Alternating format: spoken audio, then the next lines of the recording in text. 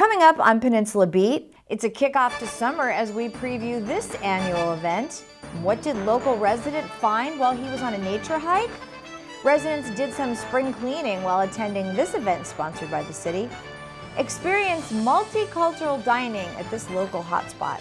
A local charity helps those in need at this annual event. Local athletes get recognized on the field at the Big A. And how these goats are helping with fire safety. It's that time of year when everyone in our community comes together for a good time at the Palos Verdes Street Fair and Music Festival. I had a chance to sit down with the president and CEO of the Palos Verdes Peninsula Chamber of Commerce, Miss Eileen Hupp, who tells us all things street fair. This is the 29th annual Palos Verdes Street Fair and Music Festival, and it brings, as you know, because you're there every year with us. We love it. Over 40,000 people from throughout the LA metro area to our community. So it's really the only event of its kind. It's a great kickoff to summer, really family-friendly, fun event for kids, grandparents, millennials. Everyone's welcome, and hopefully we have a menu of different things that will appeal to pretty much everyone. We want to talk about Teen Night, which is Friday night. No parents allowed. Correct. Okay, tell us about that. Well, Teen Night is a perennial favorite because, again, our public schools get out of school on Thursday. Yes. And so this is Friday night, and Teen Night is a special event just for local teenagers from all of our schools here on the peninsula, public and private. Okay. The tickets are sold only at the chamber office or at the public schools as a fundraiser for the schools. Great. And we get 1,500 kids from 5 to 10 p.m. on Friday evening. They get, for their ticket, they get unlimited rides, lots of fun. We have music blaring, and it's just a great way to get started for the summer. I feel like I'm babysitting 1,500 kids. Okay, let's talk about some of the great food, because going to a fair and having funnel cake, having hot dogs, having ice cream, it's just so much fun to have that food that's always there. No, and our committee works very hard as well to come up with a really interesting assortment of food, bringing back some of the favorites like the Philly King sausage guy with his incredible assortment of sausages, and then of course we have kettle corn and corn dogs and Thai food and You're making me hungry, Eileen. I know, barbecue. Oh my gosh, it's all there. So and the shopping is always phenomenal. Yes. Jewelry, unique items that you don't find anywhere else. Tell us about that. Okay, we've really worked very hard this year to attract some new and different artisans. Great. So I'm counting on you, and I will be shopping together on Saturday afternoon. Guarantee we will be there for sure. Yeah. Our committee of volunteer chamber members has worked very hard on really kind of mixing it up this year a little bit on the music. So of course we have some of our incredible favorites back. Pretzel Logic on Sunday afternoon, because everyone just calls and asks for them. So that they will definitely be there in their usual time slot. Okay. And we're bringing back Flash Pants on Saturday, which was a huge hit last year. They were a new band. But in addition, we've added a very exciting classic rock band on Saturday evening called the Skinny Little Twits, if you've heard about them. Okay. We have some new 80s covers band, some new 90s covers band, and a really interesting salsa band to get us going on Sunday morning. Nice. So that should be kind of different. And now tell us about the dog show this year. The theme this year is so creative, Cirque de Pooch. And so in addition to, best kisser and biggest dog and best trick, we'll have best lion costume, best clown costume, and fun things like that. So really Very good. fun. Okay, and then the sponsors. You couldn't do this without a lot of sponsors. Yes, we have so much help, and among some of the sponsors, I would just like to give a special shout out to our Malaga Bank, Terranea, Trump National Golf Club, and Providence Little Company of Mary Medical Center. And we are also right now in El Pollo Inca, which is a great restaurant here at the Promenade on the peninsula, and they'll be around too, so lots of great things to eat and drink. We have a Facebook page just for the street fair, which you can find in addition to the Chamber Facebook page. And then look for us on Instagram. Okay.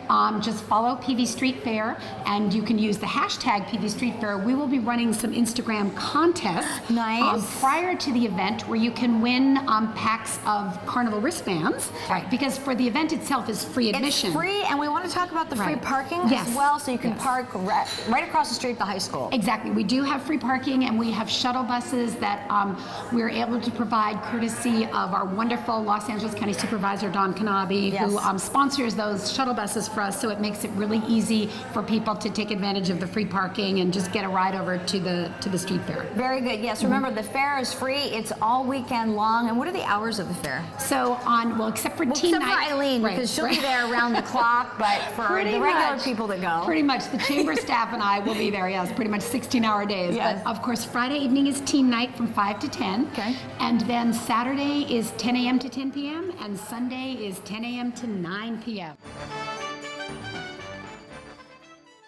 And during a casual hike, one of our local residents found a fossil that showed evidence of how long humans have been here on the peninsula. Mark Dottie has more on the story. Hi, we're here with Joe Koch, who's a fossil expert. He's written 3 books on fossils, as well as he comes to us 33 years retired from the Los Angeles County Natural History Museum. But Joe has made an amazing discovery recently. Tell me what you found right here at this spot. Well, about 4 years ago, I was hiking down this canyon and I saw a bone sticking out of the cliff here. And I dug it out and I took it home and identified it as an extinct bison, Bison antiquus. And How old is the Bison antiquus? they died out about 10,000 years ago. They're extinct, about 10,000 years ago. And as I was cleaning the bones, I noticed some cut marks on it. And so Long Beach State confirmed they were made by Paleo Indians, these cut marks. Which means that humans actually cut this animal in some kind, butchered this animal? Yeah, butchered this animal right here 13,500 years ago was the date we have on it, and it's a confirmed date.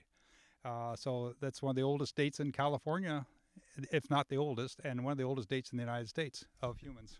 This is the oldest sign of human interaction with animals? Right, in California. And they weren't able to carbon-14 date it, which is a common way to kind of identify the age of something, but they identified it by the surrounding stones, if I recall. Actually, they dated the feldspar crystals associated with it. It's real complicated. It's called OSL dating. And what they do is they actually can date the last time these feldspar crystals saw sunlight. And it's a very complicated method. It's actually more accurate than carbon-14 for dating. And they've done, they did 13 tests on this area, and they all came up around 13,500 years old. So let's talk about you finding this fossil, because I like to hike around. I mean, I'll go down Del Cerro, and we're here in Rolling Hills Estates right now. But hiking around this area, what would we look for to find that next fossil? What is it that stuck out for you that you're like, I've got to look closer at this? What is this? Well, you see, even in the rocks or in the cliffs, you see all these rocks, and it's a little different color or a little different texture. So you just got more to look for that. Even in the Palos Verdes stone we have all over here, most of it's just rock, but all of a sudden you see a kind of a spongy texture, and it could be a fossil bone or something. So you look for something that stands out a little bit different. And I know from your recent book, in Fossils of the Palos Verdes Hills, I know flipping through it that it's kind of a nice user guide to take on the road if you are going for a hike and you see something that looks maybe like a snail but you're not quite sure. We could refer to your book, and that's going to tell us about what that's. Yeah, I've tried to have everything you'd find in Palos Verdes. I have a photograph of it in the book. Where could we find that book? It's for sale at the Point Vicente Interpretive Center, or you can go Amazon books on the internet and get it. Hundreds of RPV residents lined up at City Hall to take part in a free document shredding day. Liz Brown Swanson joins us from City Hall with more on this popular event. Liz. Hi, Maria. I'm here at City Hall, where hundreds of residents are showing up to participate in the biannual Shred Day event, co-hosted by the City of RPV and EDCO. And if you look behind me, you can see the bins are filling up with all kinds of electronic waste, and thousands of pounds of documents are being brought right here to be shredded. That is the most organized event I've ever been to. Quick and fast. Good day. Talk about the ease of coming in here, what you dropped off. E-waste and shredding, a few bags of each, and it's great. We love it. I come every year. I'm from the East Coast, so we do spring cleaning. I'm now being joined by Lauren Ramazani today, who is the recycling coordinator for RPV. Just give us a play-by-play of today's event, which of course these happen twice a year. Yes, these events happen twice a year, once in the fall and once in the spring. We time it in the spring to be after taxes are due. That's a perfect opportunity for people to get rid of the drafts and or like the really old taxes. Talk about how important of a service this is, though. I mean, you yourself talked about you've been a victim of identity theft. This is a fantastic opportunity for people to see their material shredded on site. So nothing leaves here unshredded. This event is very popular in the community, and it has been very successful, where we take approximately 600 vehicles 22,000 pounds of documents get shredded, and we take in 8,000 pounds approximately of e-waste and distribute to the community approximately 45,000 pounds of mulch for the residents. Do you find this helpful? And as you can see, 3 per household. So I have all my 3 bags. It's fine. It's fine. Yeah, it's good quality of mulch, you know. It's good quality mulch. So what will you be doing when you get home? A lot of gardening? Just for garden, yeah. So obviously, you and the city coming together in a joint effort to help the community. You're also helping the environment. Oh, absolutely. EDCO, family-owned and operated EDCO, has no landfills, and so therefore we are very interested in recycling. That's one of our main goals, recycling. What's usually the biggest ticket item that goes in the e-waste? Is it the big TVs, or what do you got? Big old console TVs. It's like they're still out there. So, what did you bring today? Computer. So we get that. I brought about 6-7 boxes of files from way back. Now, when you drive off from here, will you feel a lot lighter? Absolutely.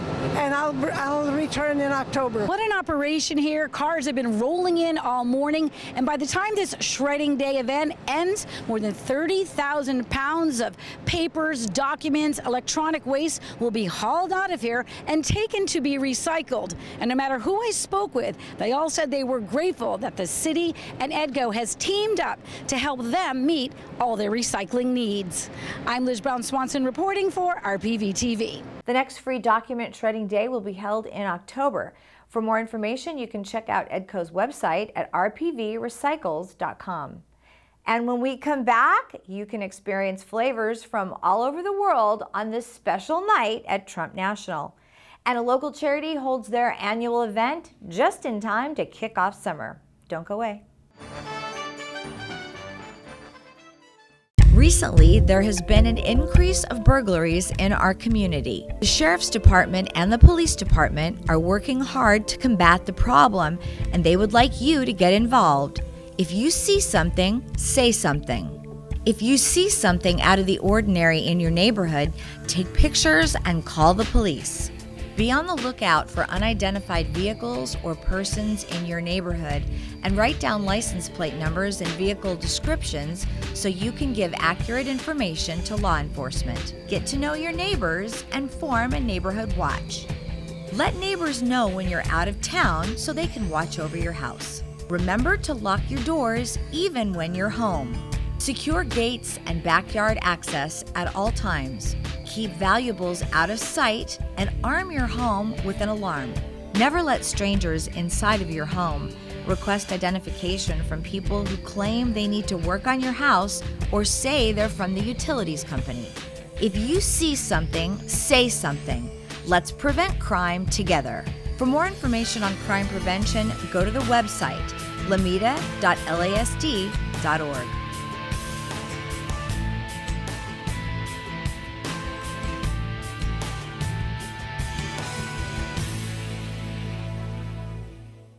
And if you're looking for a unique and delicious dining experience that will take you around the world, then look no further than Trump National. Every Wednesday night, Trump's executive chef Jean-Pierre Vincent showcases his multicultural talents by creating mouth-watering dishes from his many travels. I had a chance to enjoy Indian night. Here's more. We are very excited. Our theme nights have been so successful for us here at Trump. We started about 2010, 2011, about a year after Jean-Pierre Vincent, became our executive chef. So his travels around the world really inspired me to say, look, we have to bring those dish ideas and those spices that you were talking about here to Trump. So he established theme nights, and it's every Wednesday night. There's a different theme. It depends on the country and region of that country that chef has visited and even lived in. And so we are so excited about it and continue to have this onset of so many different types of theme nights. It's crazy. It's never ending, though. It's never ending. Well, our theme nights are basically, it's a world multicultural type of cuisine where basically it's the experience where I've been or lived in all these different places where, for example, we have Moroccan, we have Cuban, French, Italian, German, Croatian. I mean, sky's the limit, basically. So it's a lot of my experiences and bringing them here to California and keeping the essence of the actual food as if you were in that particular country. And one theme night that I want to talk about specifically is Croatian night. So we have a large Croatian community, specifically in San Pedro, and they tell their friends, hey, Trump has a Croatian theme night. People are like, what? Trump Croatian theme night? And next thing you know, table of 20 is a reservation, and they love it and they come back every time. Indian night, Indian night was because I love to eat Indian food. It's it's one of my favorites, and I love the versatility with the different spices and the amount of heat you can put into it, and the flavor profile. For me, it's delicious. I love Indian food. We'll do specialty drinks for those specific theme nights where, for example, if we're having a German night, we'll have a nice German beer. If we're doing a Japanese night, which we have as well, we'll do some nice sake, or, sky's the limit, basically. It's just bringing the authenticity of that food here. If anyone has signed up for our special offers, it's on our website. You'll get all the information in regards to all the theme nights that are coming up, as well as the Monday Night Seafood Buffet. That's so popular, and it's amazing. 6 years later, people are still coming back for all these different nights. That's right, and you can see the enthusiasm in myself and Chef, because it's never a dull moment with culinary with Trump. We're always trying something new, and we literally do it so many times until we perfect it the way that it needs to be. And that's how, we take our guests and their tastes and their feedback very seriously here. And so, the excitement continues. Now we have the finished product in front of us for India night.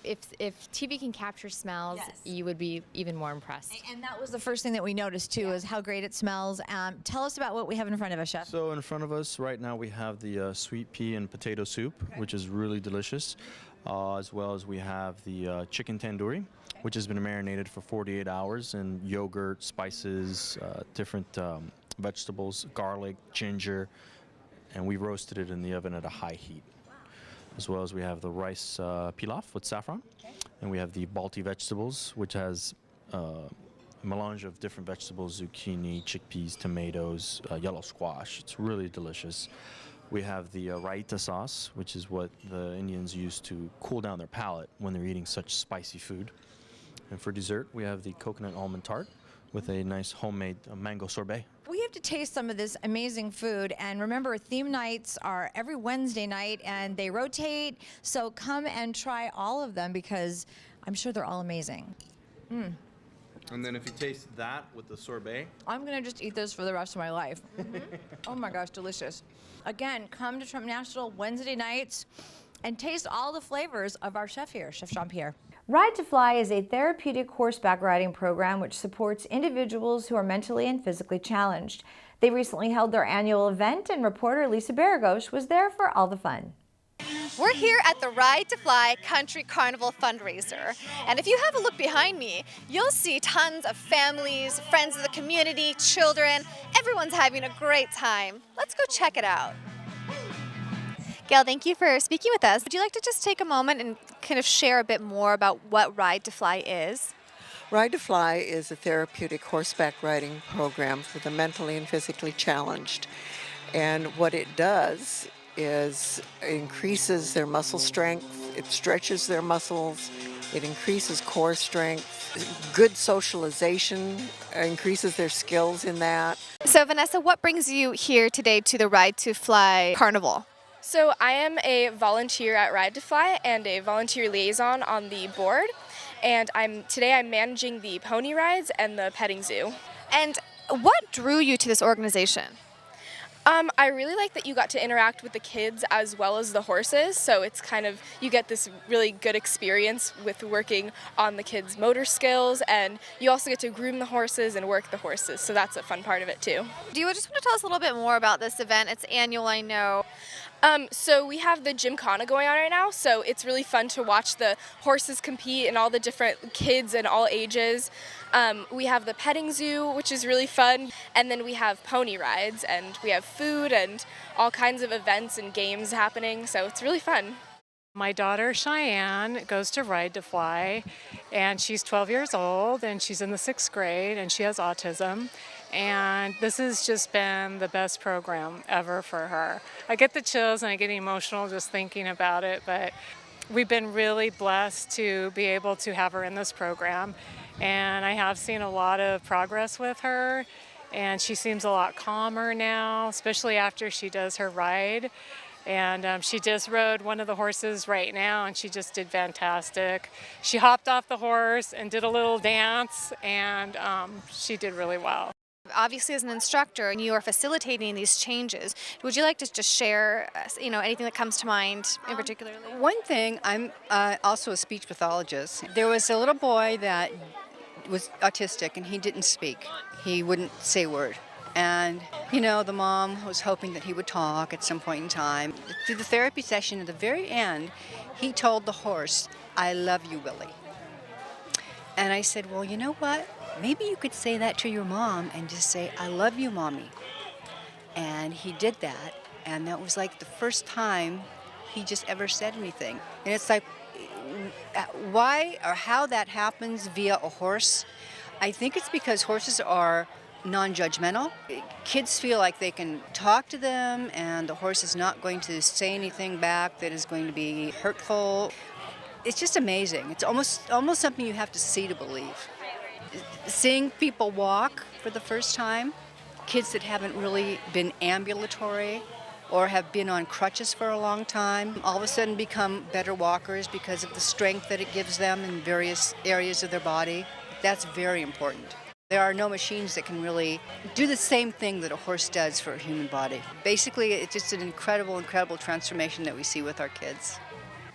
Well, what an amazing day we've had. Delicious food, live music, activities, and even a gymkhana. And to think, all proceeds are going to the wonderful organization that is Ride to Fly. We hope now that you've learned a little bit about what it is Ride to Fly does, you'll consider donating towards the cause. This is Lisa Baragos reporting for RPV TV.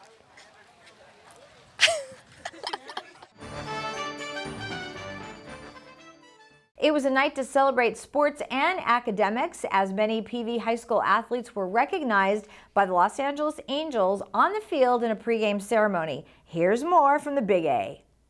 We have 7 teams that have been recognized as CIF Academic Champions. It's really exciting to celebrate our kids that are excelling not only as athletes but as students. So tonight, each team has been given a championship banner, and then they're going to get to go down onto the field and be recognized in front of the crowd and on the Jumbotron before the game. It's a pretty cool honor for them, considering, like you said, they work so hard, and it's nice to be recognized for, a whole school year of working hard. Absolutely. With high school athletics, a lot of times we forget that the school component is a major factor. They're in class from 7 or 8 a.m. until 2 p.m. and then they go out and do their sports. So, and then after practice, they're going back to hit the books. So it's really great for them to be recognized for their scholastic work. Tell us what you're doing here tonight at Angel Stadium. We're here to help celebrate the academic achievement of our varsity football team and all the other sports. And what does it mean to you to be invited out, considering it's because of your accolades that you got in school? It's a really great team honor. Everyone did a really good job, not just being great athletes and, helping our team go far, but also being great scholars, doing great in the classroom. Really says a lot about who we are as a program. Tonight at Angels, they're honoring students like yourselves who worked really hard academically and athletically. Tell me about your sport, why you chose it. It's just, I like to move, and it's like a lot of movement, and I don't know, I always have to be doing something, and soccer kind of fit that. How about for you? I just like to be competitive in my life, I guess, and I just like to play with a team. I'm a team player, so yeah. Are you all friends, or? Yeah. We're all really good friends. Okay. Yeah. Now, have you been down the field here at Angels before? No, but I was at the field on another baseball field. No, I haven't. Me either. So this is the first time. Now, do you have any favorite Angel players that might be down there? Mike Trout. Okay. Mike Trout. I love all of them. Yeah. Both you guys you're being honored here, your school, for your achievements in your athletics and academics. What does that mean to you guys being here tonight at Angels? I mean, it means a lot to us because we obviously work equally as hard when we're on our runs and in the classroom. So it just means a lot to us. Is this the first time you've been down on the field here at Angels? No, I think I was here for Little League, but it's the first time that I can actually remember, yeah. You spent so much time working, especially in track and field. I mean, you really put a lot of hours in. How do you balance everything with school and with sports? Well, it's all time management skills. You know, you just gotta, you can't be doing a lot of stuff outside of class and outside of running that's going to be detrimental to your performance, both in the classroom and on the track. Peninsula High Wrestling was also recognized at the event. And finally, it was a wild time gathering with hundreds of goats at RPV's annual Meet the Goat celebration. This event gives residents a chance to learn more about how the goats clear brush to keep us safe from fire. Here's more from Liz Brown Swanson, who joins us along with a large herd of goats and a lot of kids. Do you know what a goat says? Goats of every shape, size, and color were fed and petted at RPV's annual Meet the Goats Day. He's the biggest and he's one of the nicest goats. The goats, they're nice. They come to you when you've got food, and when you're just standing, they come towards you. Nearly 300 goats played with the public in a field next to the Point Vicente Interpretive Center. This was a day off from their usual job of clearing brush in RPV to reduce the dangers of fire. Well, the city likes to bring in Fire Grazers Inc. to do some natural brush abatement, so it's really good. It's a green way of getting them around, clearing the brush, help preventing fires. As we know in California, it's just so dry here, and the drought obviously is a contribution of that. So the goats come in and kind of do a great job for us. Generally, one goat will eat about an acre in a year, and that means, you know, that about 365 goats will eat an acre in a day. So we've got 280 here. They'll eat about an acre in a little more than a day. The goat company hired by the city is Fire Grazers Inc., and they co-sponsored this educational event, which included a herding dog show, plenty of hay, and lots of fun for everyone. This is awesome. We've never been here. We've lived here our whole lives, and we've never known it was here. So it's our first time. So I'm here with my baby Lola and my 7-year-old Luca, and we're enjoying it. It's wonderful for all the families. This is amazing. I never knew that this even existed, so we're having a good time out here. One of my favorite facts is that both male and female goats have beards. Another one that I think is really cool is the goat's milk. So people who are lactose intolerant, most people that are, can actually drink goat's milk, and that'll be, you know, great. Interesting goat facts. Well, they have rectangular pupils. That's a very interesting factoid. It's so cool. I just loved it. We came for our usual walk. We walk here about 5 times a week, I guess, and we're always really excited when the goats are here. This is great for the community to come out and meet the goats, but the goats are here working in RPV, right, to help keep us safe from fire. What do you think about all this in the program? Oh, I think it's a wonderful program. I'd love to see it. So not to put you on the spot, do you have a favorite goat here today? Well, one of my favorites definitely is Faith. She was a baby goat that got abandoned once on a rainy day. One of the first goats that I had to take care of, and we bottle fed her, and she grew up kind of with us, and now she's really friendly and always comes right up to us as soon as we enter the fence. So.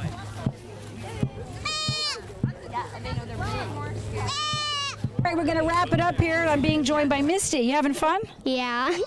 This goat's so friendly, this letting you hold on to her. Yeah, I've been chasing her about like 3 hours by now. All right, well, we got to wrap it up here. The only thing we're going to say here today is back to you in the studio. And that will do it for Peninsula Beat. From all of us here at RPV TV, make it a great day.